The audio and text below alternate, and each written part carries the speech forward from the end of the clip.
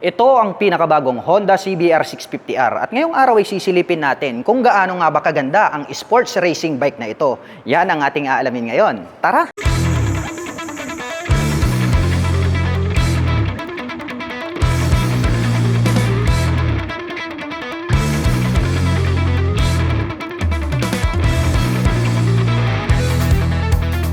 Ito po yung kanilang pinakabagong Honda CBR 650R, isang sports racing bike at napakaastig talaga ng kanyang body and design. Unahin po natin itong kanyang headlight. Dito sa harapan, sharp po yung kanyang edges, matutulis, may partition sa gitna at mayroon po yung high beam and low beam. At nagkaroon po pala siya rito ng split na daytime running light, which is more visible yan day or night time. Nagkaroon po pala siya rito ng design na pang windlet, no, na kung saan ay pwedeng pumasok ang hangin. At dito po sa bandang itaas, mayroon po itong glossy red color, tas mayroon po siyang decal dito na minimal lang naman na white at saka blue. At mayroon po itong windshield na clear color. At dito naman po sa bandang ibaba, dito po pala located itong kanyang mga turn signals na naka-pop up. LED na rin po yung kanyang ginagamit para po sa lahat ng kanyang lighting system. At dito po sa kanyang side profile, may nakalagay po rito na decal na CBR 650R. With white background, may R po rito na blue color and then nagkaroon ng lining dito na white. At ito pong kanyang engine extension cover, naka V-shape design. At dito sa bandang ibaba, may nakalagay po rito na Honda decal in white color. Nagkaroon po pala rito ng dalawang butas rito po sa bandang gitna. Dumako naman po tayo rito sa kanyang front suspension. Ito po pala ay equipped with inverted telescopic fork. Glossy black naman po yung kanilang ginamit. At ang brand name po nito ay Showa brand, Japanese. Kaya maaasahan natin na more durable po yan at nakakapagbigay po yan ng outstanding performance pagdating po sa kanyang bouncing performance. At ito pong kanyang tip dito sa baba is matte black color. At gumagamit naman po ito ng dual rotor disc brake para po rito sa kanyang front braking system along with 2-pot caliper na matte black Nissin brand. At ito naman pong kanyang cast wheel is Y design na metallic matte black ang kanyang pagkaka-finish. Mayroon naman pong lining rito na red, tapos CBR, and then white color na decal. At ang sukat naman po ng kanyang gulong rito po sa harapan, ito po ay mayroong sukat na 120 by 70-17. At ito naman pong kanyang front tire is pang city riding condition. At ito pong kanyang front fender is glossy red. May nakalagay naman po rito na decal na ABS. So equipped na po pala ito ng dual channel ABS. So magmula po rito sa harapan hanggang dun sa likuran. So ang anti-lock braking system po ay nakakapagbigay po yan ng smooth na braking power. Silipin naman po natin ito pong kanyang fully digital meter panel display. Square type po siya, malapad din. May mga light indicators naman po rito sa magkabila. At ito po ay naka naked handlebar. Metallic matte black po yung pagkaka-finish. At gumagamit naman po ito ng mechanical key para po rito sa kanyang ignition. At pagdating naman po rito sa kanyang mga button selector, mayroon po itong high beam and low beam, passing light. May T naman po rito na button selector. At may additional navigation naman po rito para po rito sa kanyang meter panel display. Nandirito yung kanyang horn at ang kanyang turn signal selector. At silver color naman po itong kanyang clutch lever. Habang dito naman po sa kabila, nandirito naman po yung kanyang engine kill switch. Converted na po siya ng electric starter at may hazard na rin po siya. At ito pong kanyang front brake, silver color, at ang kagandahan niyan is adjustable na rin po siya. At mapunta naman po tayo rito sa kanyang fuel tank. Grabe, no? Ang ganda pala ng pagkaka-finish nitong glossy red color. May nakalagay naman po rito na Honda white decal. At dito naman sa bandang gitna, mayroon po siyang minimal decal dito na blue tsaka white.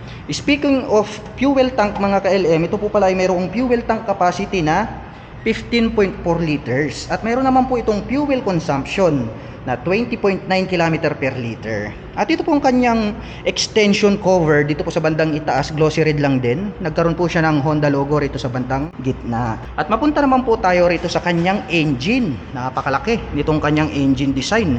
Metallic matte black po yung kanyang kulay. Ito pong kanyang engine ay mayroon po itong 649 cubic centimeter engine displacement.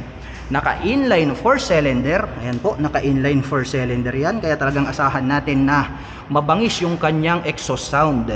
Naka-dual overhead cam, 4-stroke with 16 valve.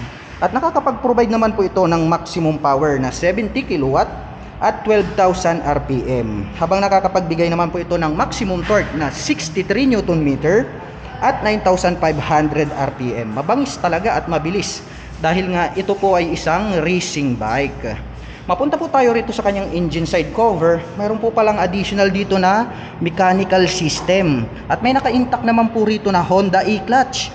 So ang kagandahan naman po nitong Honda e-clutch ay nakakapagbigay po yan ng smooth na starting power para po rito sa ating motorcycle. At hindi mo na rin po kailangang pumiga ng clutch kapag kayo po ay magdadagdag at magbabawas ng inyong cambio. Kaya smooth na smooth yung takbo nitong ating big bike na racing bike. At pagdating naman po rito sa kanyang foot brake, metal po yung ginamit nila, matte black color. At ito pong ating pillion step para sa ating back rider is chrome color po siya. At itong kanyang mga braces is chrome color din, which is very attractive dahil nga po nag-complement yung color niya dito po sa pagka matte black nito pong kanyang body frame. At ito pong kanyang exhaust pipe, stainless steel. At mayroon naman po itong single exhaust at napakakapal. Kaya masasabi natin na very durable po ito pong kanyang swing arm. Mayroon na rin po itong integrated na mudguard para maiwasan po natin na matalsikan ng putik yung other body parts nitong ating motorcycle. At pagdating naman po rito sa kanyang rear suspension, ito po ay gumagamit ng monoshock absorber. At ito po ay adjustable. Ang Honda CBR 650R ay mayroon po itong 810mm na seat height. Ngayon naman ay susubukan nating sakyan para maipakita ko sa inyo kung gaano nga ba ito kataas. By the way mga ka-LM, ang aking height is just around 5'6". Makikita nyo naman, tiptoe tayo pero halos maglapat yung ating foot into the ground. Kaya masasabi ko na very comfortable ito para sa mga tulad ko na 5'6" in height.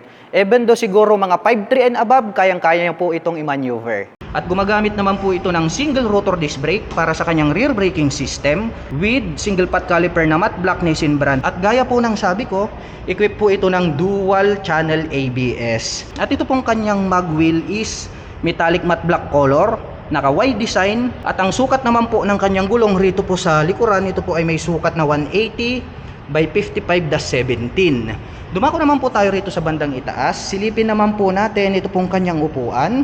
Nagkaroon naman po siya ng partition dito sa gitna. Mas mataas po ng bahagya ito pong ating back rider seat. Yung pagkakatahe, durable naman po siya.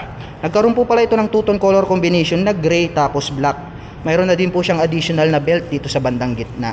Silipin naman po natin ito pong kanyang taillight. Matulis din ito pong pagkaka-design. The same lang din po doon sa nauna nating ni-review. LED na po yan. At ito pong kanyang rear fender, ang kanyang nagsisilbing plate holder. Mayroon na po siyang plate light. May added reflector light dito sa gitna. At nakapop up naman po itong kanyang mga turn signals. LED na rin po yan. Dumako naman tayo rito sa kabila. Mayroon naman po itong matte black color na chain cover. At ito pong kanyang shifter ay mayroon po itong 6-speed manual transmission. Mayroon po itong side stand ngunit wala po itong center stand. At ang presyo naman po nito pong kanilang pinakabagong Honda CBR 650R ay nagkakahalaga po ito ng 594,000 pesos. At kung balak nyo naman pong kumuha ng hulugan ay kailangan nyo lang pong mag-down payment ng 219,750 pesos. At kung gusto nyo naman pong bumili ng cash ay nagkakahalaga po ito ng 597,500 pesos. At para naman po sa mga nakapanood ng video na ito at interesado pong maglabas nito pong pinakabagong Honda CBR 650R ay available po ito sa cash at installment basis. At para po sa mga gustong magpunta rito ay available po ito dito po sa Honda Big Wing, Calasiao, Pangasinan.